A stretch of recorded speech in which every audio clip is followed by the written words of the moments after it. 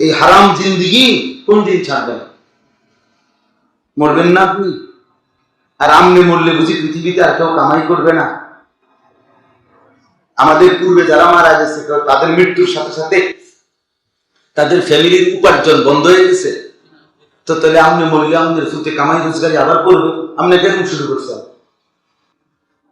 আপনি খাইটা সব শেষ করে দিয়ে যাইতে হইব। ঘটনাটা কি? যে আমি যেমনে পারি, সুদে পারি, কিস্তিতে পারি, পাটখারি করে পারি, সিটারি করে পারি, দোতলার কাম আমি শেষ করে দিয়ে যাইতে হইব। চারোটা ফুট আমি বিদেশ পাঠাই দিয়ে যাইতে হইব। আমি থাকতে থাকতে সব গড়ের ফার্নিচার একবারে নুনের বাড়িটাও আমি থাকতে কিনা দিয়ে যাইতে হইব। কারণ আপনার কাছে ঘোষণা আসছে যে আমনে মরলে পৃথিবীতে আর আমনের ফ্যামিলির কেউ উপার্জন করতে পারবে না। পৃথিবীতে উপার্জন, কামাই রোজগারি, দোকান পাট, বাজার, ব্যবসা বন্ধ। আপনি শেষ, আপনি দোকানদারি করতে আছেন কি এরকম? তো তাহলে আমি সমস্যা কি? আপনাকে সমস্ত হারামের মাধ্যমে, অবৈধ উপার্জনের মাধ্যমে সন্তানের ভবিষ্যৎ করে দিয়ে যাইতে হবে। এই বাধ্য করলো কে আপনাকে? কে আপনারে বলল? কে আপনারে বলল? আমি কোন ছাত্র ব্যক্তিগতভাবে মাদ্রাসায় পড়ে, রানী পড়তেছে, আমি তারে কখনোই ইমামতি করতে চাই। অনেক সময় অনেকখানি ছাত্র মানুষ অথচ ফাঁকি দিয়া ইমামতি করে। আমি ব্যক্তিগতভাবে আমার এই জীবন কাউরে অনুমতি দিছি, আমি দেই না, এটা মানে মানা করিয়ে দিই। আমার সাথে সম্পৃক্ত কে? বুঝলেন? অনেক সময় অনেক ছেলে পেলে আসে বলে, হুজুর এরকম একটা ভালো মসজিদ সবসময় পাইতাম না। আমি না, তোমার ফারেক হওয়ার পরে, তুমি পড়ালেখা শেষ করার পরে পৃথিবীতে আর কোন মসজিদের লোক নিবে না, এই সিদ্ধান্ত কে জানাইলো তোমার? কথা বুঝেন না? এরপরে বুঝি আর লোক নিত এই বছরই শেষ, মানে পৃথিবীতে ইমাম নিয়ে নিতেছে শেষবারের মতো, আর কেয়ামত ইসরাফিল ফু পর্যন্ত আর পৃথিবীতে কি নিত না, কেউ ইমাম নিত না। এরকম কথা হয়েছে তোমার? তো তোমার সমস্যা, তোমার অসুবিধা কি? তুমি এখন পড়ো। এই জন্য বাপ দয়া করে, শক্ত হইলেও যদিও মনে করেন কঠিন কথা, কিন্তু আপনি ভাবেন, তোমরা ছেলেরাও ভাবো, ছেলেরাও আগামীর পৃথিবী বন্ধু ঈমান আর কুফরের পার্থক্যই হবে। আগামীর পৃথিবীতে মুনাফিক আলাদা হবে, দেখে খুব দ্রুত, ইনশাআল্লাহ খুব দ্রুত পৃথিবীর দৃশ্যপট বদলে যাচ্ছে। মুমিনই একমাত্র ঈমানের পরিচয় দিয়ে টিকে থাকবে। মুনাফিক চরিত্রের যারা, মানে জবানে মুসলমান পরিচয় দিচ্ছে, কর্মে, চেহারায়, সুরতে, চলনে, আখলাকে ঈমান ইসলামের কোনো চিহ্ন নাই, মানসিকতাও নাই, এই সব মুনাফিক আলাদা হয়ে যাবে ইনশাআল্লাহ। যুদ্ধই ফয়সালা করে দিবে, আগামী দিনের জিহাদি ফয়সালা করে দিবে যে কে মুমিন আর কে মুনাফিক। হ্যাঁ হ্যাঁ, এটাই পৃথিবী। আপনারা জানেন, মনে রাখবেন, ইসরায়েল আর ফিলিস্তিন শুধু দুই দেশের যুদ্ধ না, এটা ঈমান আর কুফরের যুদ্ধ। পাকিস্তান আর ভারত এটা দুই দেশের যুদ্ধ না, এটা ঈমান আর কুফরের যুদ্ধ। কাশ্মীর এবং ভারত এটা দুই দেশের যুদ্ধ না, ঈমান আর কুফরের যুদ্ধ। আরাকান আর বার্মা এটা দুই অঞ্চলের যুদ্ধ না, এটা ঈমান আর কুফরের যুদ্ধ। ঈমান আর কুফরের যুদ্ধ। সারা পৃথিবী এই যুদ্ধে ধীরে ধীরে জড়াবে। এক পক্ষে মুমিন, আরেক পক্ষে বেঈমান। এক পক্ষে মাহদী, আরেক পক্ষে দাজ্জাল।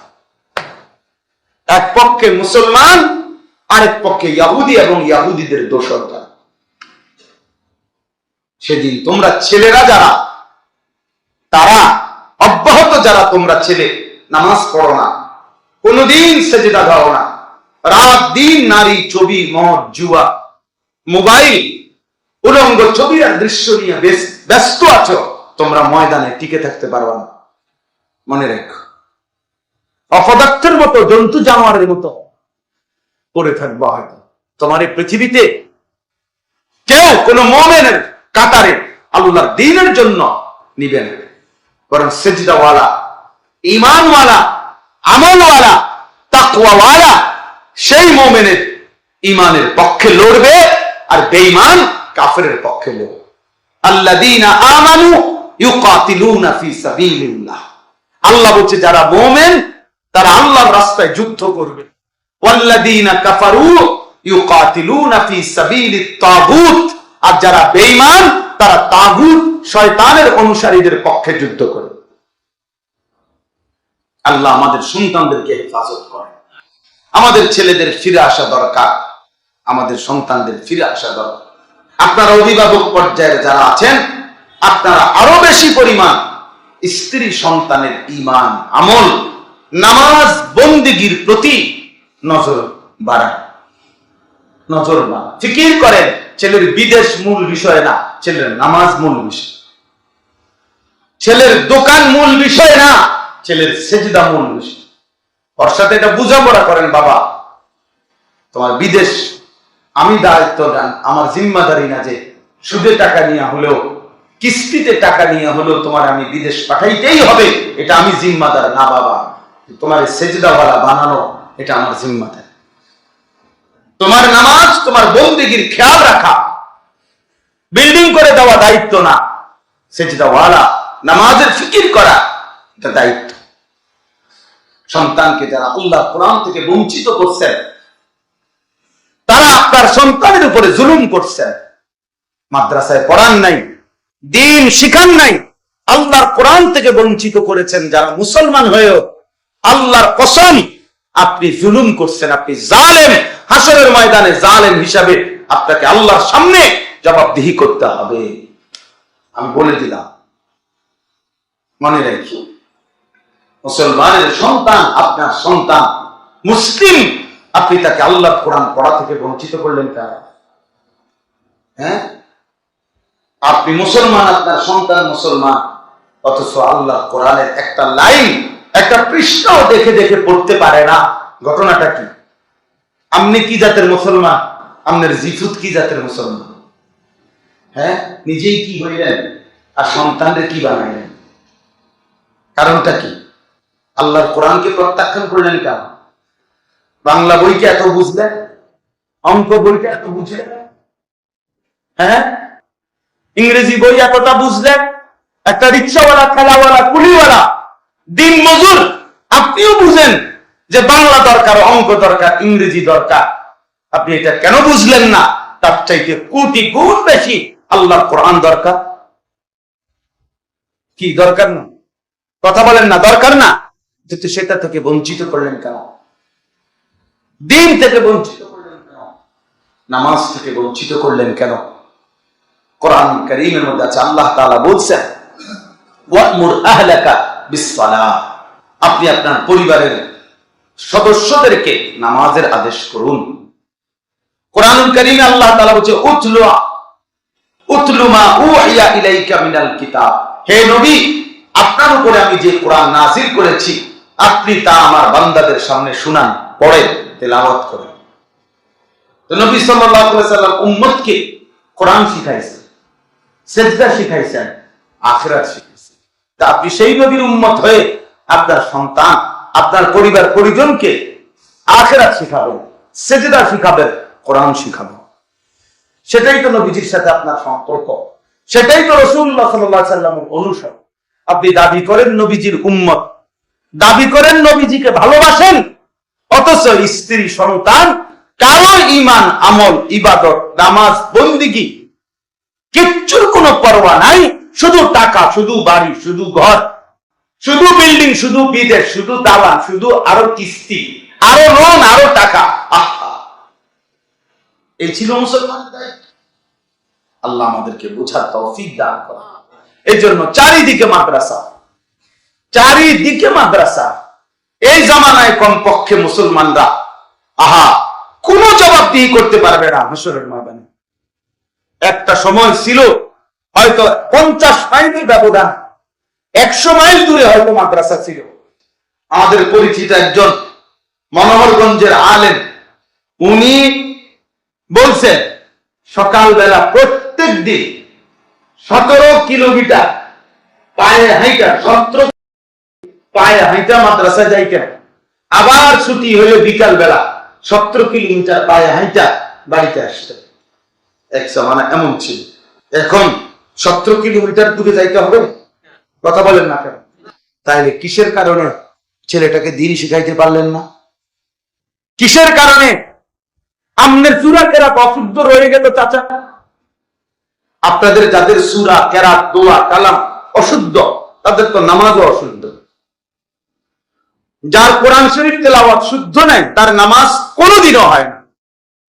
কোন নামাজ, কাবা শরীফের সাদেও যদি নামাজ পড়ে, একের কাবা ঘরের ভিতরেও যদি নামাজ, তার নামাজ হবে না, হবে না, হবে না, হবে না, হবে না।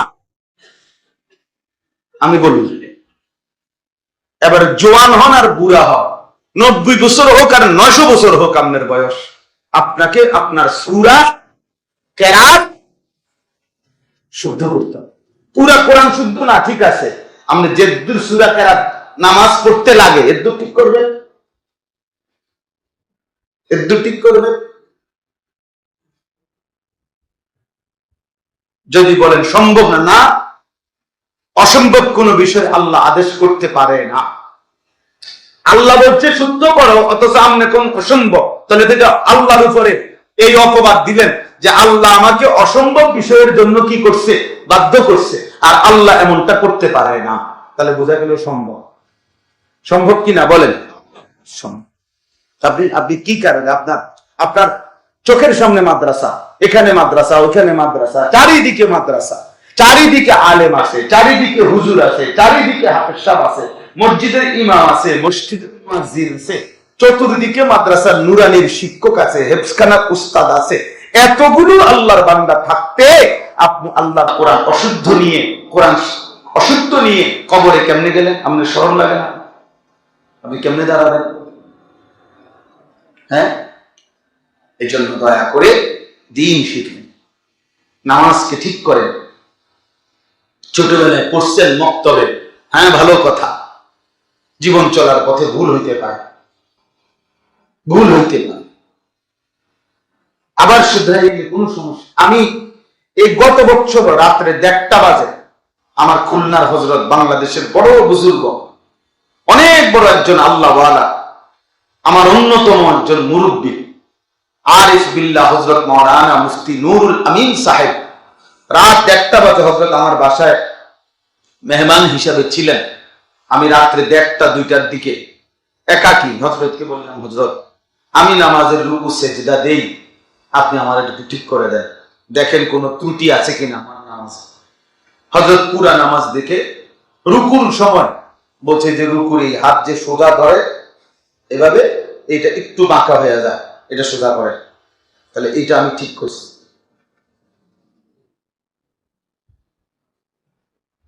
কথা বলেন, তাহলে আমার যদি ঠিক করার দরকার হয়, আপনার ঠিক করার দরকার নাই না? আপনার কোনো ভুল নাই, তাহলে এটা উচিত ছিল না?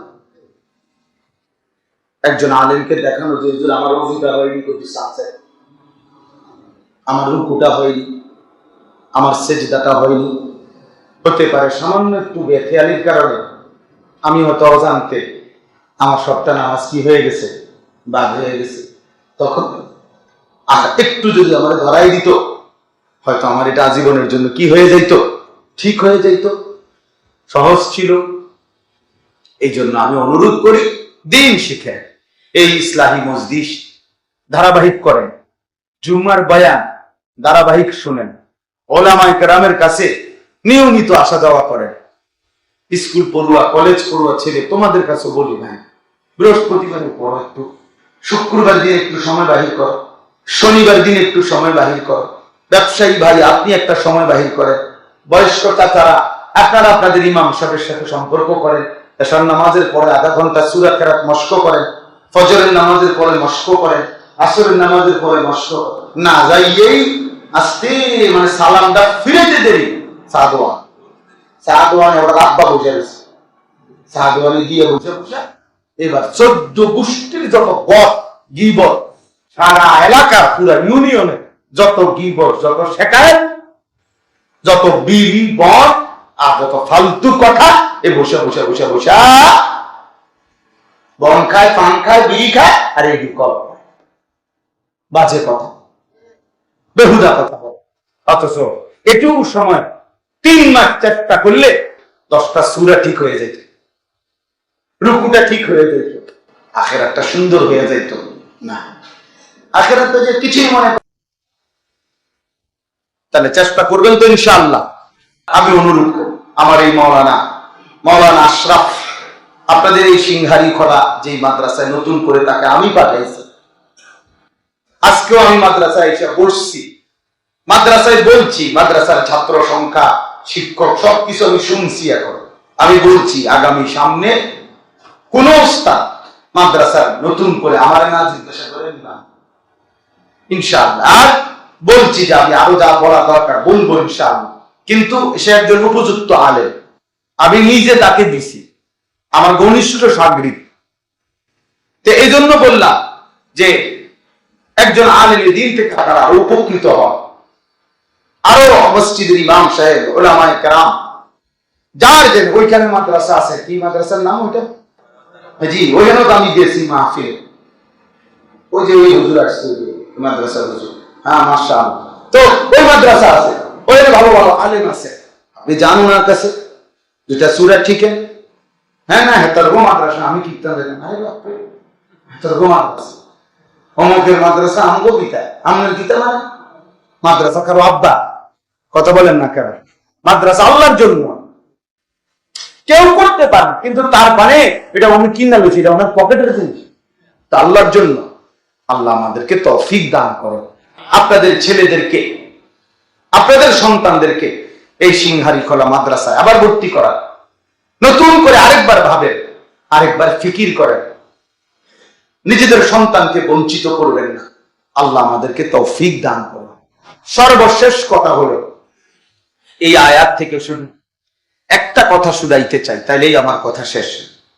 এখানে কোরবানি আমরা সবাই বুঝি, আলহামদুলিল্লাহ আমরা কোরবানি করেও থাকি, হজ আমরা করি, নামাজ রোজা যাকাত আলহামদুলিল্লাহ কম বেশি আমরা যে যেটুকু ইবাদত পালন করি।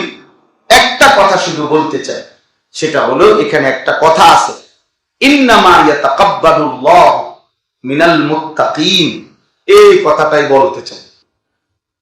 হাবিল কাবিল তারা 2 ভাই, তো তারা যখন তাদের মধ্যে দ্বন্দ্ব হয়েছে, তখন আদম আলাইহিস সালাম এই বিবাহ নিয়ে গন্ডগোল হওয়াতে তাদেরকে কোরবানি করতে বলছে। তো হাবিল একটা দুম্বা কোরবানি করছে, কোরবানি মানে আল্লাহর জন্য পেশ করছে, একবারে এখনকার মতো এই নিয়ম মাফিক জবাই করতে হবে এটা ছিল না বিধান। প্রিয় কোন বস্তু নির্দিষ্ট কোন জায়গায় রেখে আসা, এটাই ছিল কোরবানি, বুঝছেন না কথা? যার কাছে যেটা প্রিয় উত্তম, তো হাবিলের কাছে সবচেয়ে উত্তম প্রিয় বস্তু ছিল তার একটা দুম্বা, সে দিছে। কাবিলের কাছে কিছু কৃষিজাত, গম, শস্য, গাছ, ধান, এরকম এগুলো সে একসাথে করে এগুলো রেখে আসছে। তো দেখেন আল্লাহ তাআলা তখনকার সময় বিধান ছিল আসমান থেকে আগুন আইসা যার রেখে যাওয়া কোরবানি প্রিয় বস্তু জ্বালায় দিবে, তারটাই গ্রহণযোগ্য, আর যারটা জ্বালাবে না পড়ে থাকবে যেমনি আছে এমনি, তারটা কি হয় না, কবুল হয়। আচ্ছা একটা বার চিন্তা করেন চাই যে আমগো অবস্থা যদি একটু রাখেন, এই কথাটাকে চিন্তা করেন, হ্যাঁ আমরা কোরবানি করবার পরে রাইতে ঘুমাইয়া যদি সকালে গিয়ে আরেকবার সবাই চেক দিতাম যে কার কার গরু জ্বালাইছে আর কারটা জ্বালাইছে না, কি বেজ্জতিটা হইল, তখন পুরা গ্রাম সত্যি মানুষে বলতে লম্বা লম্বা কথা কও, হ্যাঁ গপ মারতে শুনে তো একবারে দুনিয়া লইয়া গপ মারো, তখনই তো প্রমাণ হয়ে গেছে বেটা তোর অবস্থা কি বাটপার, ও যে পড়ে রয়েছে তোরটা জানা। আল্লাহ দয়া করে আমাদেরকে কত বড় ইহসান করেছে, ইহসান করেছে। তো বলতেছিলাম কাবিল তার কোরবানি কবুল হয় নাই, হাবিলের কোরবানি কবুল হয়েছে। এখানে বিষয় হলো, শুধু এই কথাটা বুঝাইতে চায়, হাবিল দুম্বা কোরবানি দিছে মানে রাখে আসছে, কাবিল কিছু ফসল রেখে আসছে। তাহলে মূলত দুম্বা নাকি ফসল এটার ভিত্তিতে কবুল না, যে এবার দুম্বা দেওয়াতে কবুল হয়েছে আর হেবড়া গাছ রাখাতে বা ফসল রাখাতে কবুল হয় নাই, বিষয়টা কি না, এর ভিত্তিতে। বরং এখানে এই দুই কোরবানির মধ্যে কার কোরবানিতে তাকওয়া ছিল, গুনাহ মুক্ত ছিল, এইটা হলো মূল বিষয়। হাবিলের শতভাগ সে গুনাহমুক্ত ছিল। হাবিল এমন কোন দাবি করে নাই যেটা আল্লাহর বিধানের পরিপন্থী। হাবিল এমনটা চায় নাই যেটা নবীর বিরোধী। হাবিল এমনটা চায় নাই যেটা মা বাবার আদেশের বিরোধী। বরং কাবিল বলছে আমি আমার সাথের বোনটাকে বিবাহ করব, আমার এর প্রতি আমি আসক্ত, তো এই সাথের বোন বিয়ে করবে, এই কথাটা আল্লাহর হুকুমের বিরোধী। কাবিল বলছে আমি আল্লাহর হুকুম মানি না, আমার নারী দরকার, এই বেডি দরকার। নওয়াজুবিল্লাহ। দুই, আদম আলাইহিস সালাম একজন নবী কিনা, তো নবী হিসেবে উনি বলছেন কাবিলকে তুমি এই বোন বিয়ে করতে পারবা না, তুমি হাবিলের সাথে বোন বিয়ে করবা। সে বলছে আমি নবীর বিধানও মানি। তিন নম্বরে, আদম আলাইহিস সালাম একজন বাবা, কাবিলের বাবা কিনা, তো একজন বাবা তার সন্তানকে বলছে যে তুমি এমনটা করো না, সে বলছে আমি বাপ্পার কথাও মানি, আমার নারী চাই। তাইলে তার পুরাটাই আল্লাহর নাফরমানি। আল্লাহর নাফরমানি কিনা, গুনাহ তার নাফরমানি, এই জন্য তার কোরবানি কি হয় নাই, কবুল হয় না। আর হাবিল পুরা হকের উপরে ছিল, হাবিল গুনাহ মুক্ত ছিল, হাবিল তাকওয়ার উপরে ছিল, আল্লাহ ভীতির উপরে ছিল, আর আল্লাহ তাআলা তার কোরবানি কবুল করে নিয়েছে। এই জন্য এই কথাটা যখন হাবিলকে কাবিল বলছে আমি তোমাকে মেরেই ফেলবো, তখন হাবিল বলছে ইন্নামা ইয়াতাকাব্বালুল্লাহু মিনাল মুত্তাকিন, হে আমার প্রিয় ভাই মেরে ফেলো, কোনো অসুবিধা নাই। লা ইন বাসাত্তা ইলাইয়া লিতাকতুলানি মা আনা বিবাসিতিন ইয়াদিয়া লিআকতুলাকা। হাবিল বলছে তুমি যদি আমাকে হাত বাড়াও মেরে ফেলতে, আমি তোমার দিকে হাত বাড়াবো না, তুমি আমাকে মারো, কোনো সমস্যা নাই। ইন্নী আখাফুল্লাহ রাব্বাল আলামিন, আমি আল্লাহকে ভয় করি। কাকে ভয় করি? আল্লাহকে ভয় করি। অতএব শোনো, ইন্নামা ইয়াতাকাব্বালুল্লাহু মিনাল মুত্তাকিন, কিয়ামত পর্যন্ত সর্বযুগে সর্বকালে আল্লাহ ইবাদত কবুল করবেন তার, তাকওয়া থাকবে যার। তাকওয়া থাকবে। তাহলে আল্লাহ তাআলা ইবাদত কবুল করবেন কার? আবার বলেন না কার? তাকওয়া থাকবে যার। তাকওয়া থাকবে যার মানে কি? মানে তাকওয়া মানে হলো গুনাহ থেকে পবিত্র থাকবে। তাকওয়া মানেই হলো গুনাহ থেকে মুক্ত। তাকওয়া মানেই হলো গুনাহ মুক্ত হয়ে আল্লাহর ইবাদত করা। আল্লাহর ইবাদত, এজন্য নামাজ পড়তে হবে গুনাহ মুক্ত, রোজা রাখতে হবে গুনাহ মুক্ত, জিকির করতে হবে গুনাহ মুক্ত, দান সদকা করতে হবে গুনাহ মুক্ত, কোরবানি করতে হবে গুনাহ মুক্ত, হজ করতে হবে গুনাহ মুক্ত। তাইলে আল্লাহ কবুল করে। আপনি সুদের টাকা দিয়ে কোরবানি দিবেন, হবে না। ঘুষের টাকা দিয়ে কোরবানি দিবেন, হবে না। কিস্তির টাকা দিয়ে কোরবানি দিবেন, হবে না। ওজনে কম দিয়া সারা বছর ব্যবসা করিয়া টাকা জমাইয়া অনেকবার মাতবরি দেখাইতেন আছেন, এই মাতবরি মানুষের কাছে মাতবরি, মনে রাখেন এই কোরবানি আসমানে যাবে না, আল্লাহর কাছে যাবে না। কোন গুনাহ যুক্ত হারাম যুক্ত কোরবানি আল্লাহ কবুল করে না, আল্লাহ কবুল করবে। এজন্য শুধু কোরবানি না, সমস্ত ইবাদতের ক্ষেত্রে এটা লক্ষণীয় যে তাকওয়ার সাথে যা, মানে গুনাহ থেকে মুক্ত থেকে, তাহলেই সেটা আল্লাহ কবুল করে। আমি আমার মাদ্রাসার মধ্যে রোমের সামনে, মাদ্রাসার নামাজের জায়গার সামনে জায়গায় জায়গায় এই কথাটা লেখাইছি, ছোট কম্পিউটার কইরা লিখাই দিছি, যেন এই কয়দিন যত অভিভাবক আসে আমার মাদ্রাসায়, আলহামদুলিল্লাহ, ওই যে ময়নামতি সাবের বাজার বলে আর কি, সাদের বাজার গরু বাজারের পাশেই আমার মাদ্রাসা। আলহামদুলিল্লাহ আমার মাদ্রাসাতেও প্রায় 488 জন ছাত্র আছে, সব ছেলে, 500-র মতো ছাত্র। ক্লাস 8 পর্যন্ত জামাত আছে আমাদের মাদ্রাসা। তো এই তাহলে প্রতিদিন প্রায় 500 ছাত্র, 12 জন কম। তাইলে এদের অভিভাবক ডেইলি আসা যাওয়া করে না? এই অভিভাবকের জন্য প্রত্যেকের নজরে পড়ে, এই জন্য চারিদিকে লাগাইছে জ্যান দিয়ে ঢুকু, এই যে ওইটা দেখে লেখা এটা যে ইন্নামা ইয়াতাকাব্বালুল্লাহু মিনাল মুত্তাকিন, আল্লাহ তাআলা মুত্তাকিদের ইবাদতই কবুল করেন। মানে গুনাহমুক্ত, গুনাহমুক্ত, গুনাহমুক্ত। দুনিয়ায় ফুরানগিরি দেখাইলে, মানুষে বাহবা দিলে, মানুষ স্লোগান দিলেই যথেষ্ট না, আরশে আজিমের মালিক নিল কিনা এটা দেখা না। বুঝেন না কথা? হ্যাঁ, দুনিয়াতে তো কইছে জনাব ওমর 30,000, আপনি বলছেন মার হাবা, মার মার হাবা, মার তো হাবা বুঝলাম, বুঝেন না কথা? মার হাবা সবে ঠিক আছে, কিন্তু আসমানে গেছে কিনা সেটা দেখার জ্বালা। আরশে আজিমে প্রশ্ন কিনা, মালিক নিল কিনা, সেটা আমার আর আপনার স্লোগানের ভিত্তিতে না। কিসের ভিত্তিতে? গুনাহমুক্ত হালালের ভিত্তিতে, হালালের ভিত্তিতে। তাহলে অতএব সম্পদ তো হারাম, 1 কোটি মানুষ স্লোগান দিল, সেটা মালিক নেবে না, সেটা মালিক নেবে না। সম্পদ তো হালাল, পৃথিবীর কেউ না জানলেও সেটা আল্লাহ তাআলা আরশে আজিমে পৌঁছে যাবে, আর আল্লাহ তাআলা আরশের নিচে হাসরের ময়দানে ছায়া দান করবে। নবী সাল্লাল্লাহু আলাইহি সাল্লাম সেটা বলছেন। এজন্য আমরা প্রত্যেকেই আজকে এই শেষ কথা এতটুকুই, গুনাহমুক্ত জীবন দরকার। কি দরকার বলেন? যুবক ভাই, ছেলেরা, তোমরা যে কয়জন বাবা শুনছো, আমার প্রিয় ভাই, আমার ছোট ভাই, গুনাহ ছেড়ে দাও। নারী দেখা, ছবি দেখা, অশ্লীল দৃশ্য দেখা, মোবাইলের উলঙ্গ ছবি দেখা বন্ধ করো বাপ, বন্ধ করো। আমি প্রত্যেক দিন বলি, আমার খুব ভয় হয়।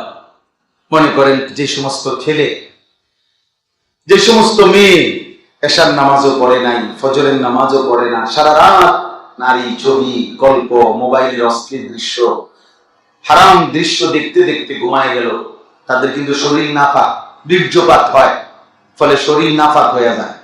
তাহলে এই নাপাক শরীর নিয়ে এই নাফরমান যে ঘুমায় রইল, যদি এই রাত আর ভোর না হয়, যদি তার ঘুম না ভাঙে,